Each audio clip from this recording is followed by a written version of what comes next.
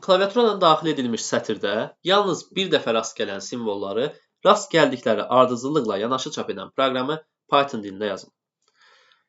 Deməli, əvvəlcə klaviaturanın daxil edilmiş sətri üçün input əmrindən istifadə edirik. Input bizdə klaviaturanın daxil edən ədədi, daha sonra məlumatı dəyişənə ötürmək üçündür. Daha sonra biz oradakı hər bir simvolun rast gəlmə sayını tapmalıyıq. Yəni yalnız bir dəfə rast gəlməsini yaparam mən count funksiyası ilə. Yazaram for i in n, yəni n sətrinin daxilində gəzəcək. Məsələn, mən buraya yazmışam d a c. Məsələn, belə bir sətr yazmışam. Nə edəcək? Dövrün ilk addımında i-yə d-ni mənimsədəcək, sonra a-nı mənimsədəcək, sonra isə c-ni mənimsədəcək. Bu formada gedəcək, yəni dövrü işə salacaq və nə edəcəyik? Biz orada artıq i üzrə, yəni ki, həmin o simvol üzrə onun sayını tapacağıq. Gələcək if n.count i, yəni ki, i simvolunun n-dəki sayı əgər ki 1-ə bərabər olarsa, nə etməliyik onu? Ard-arda həmin o simvolları çapa verməliyik.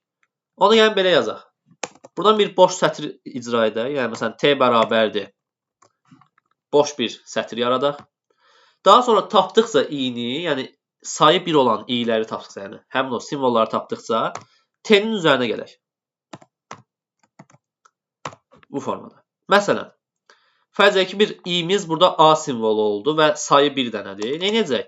Həmin boş sətrin üzərinə həmin o a sətrini gələcək və artıq bizdə həmin t-nin qiyməti nə olacaq?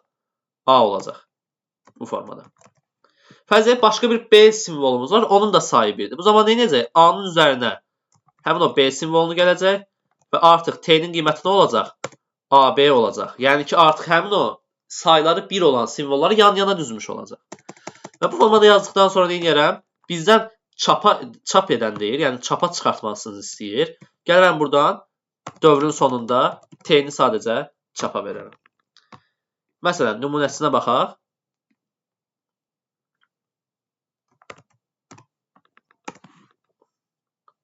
Adı olsun 28. Deməli, nümunə kimi mən burada verirəm. T, A, A, H, Y. Məsələn, burada nə edəcək? T, H, Y-ni ard-arda bu formada yazacaq. Bu qədər. Daha sonra bunun başqa bir yolu da var. Həmin yola da baxaq. Yəni sizin nümunənizdə zaten həmin yol da var. Biz burada bir siyahı yaradarıq. Və artıq burada T üstə gəl, i yox, siyahıya həmin elementi daxil edərik. Necə daxil edərik? Append funksiyası ilə. Append i yazarıq.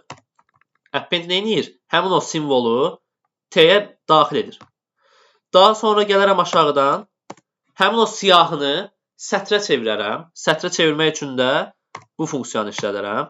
Join metodundan istifadə edərəm. Join. Join nə edir? Həmin o siyahıdakı, T siyahısındakı elementləri arasında bu dırnaq daxilində olan simvol ilə birləşdirir. Mən simvol qoymamışam deyə nə edəcək? Onlar sadəcə birləşdirəcək. Arasına heç bir simvol qoymayacaq. Bir də indi bunun nəticəsinə baxaq. Məsələn, Y, A, D, D, F. Nə edəcək?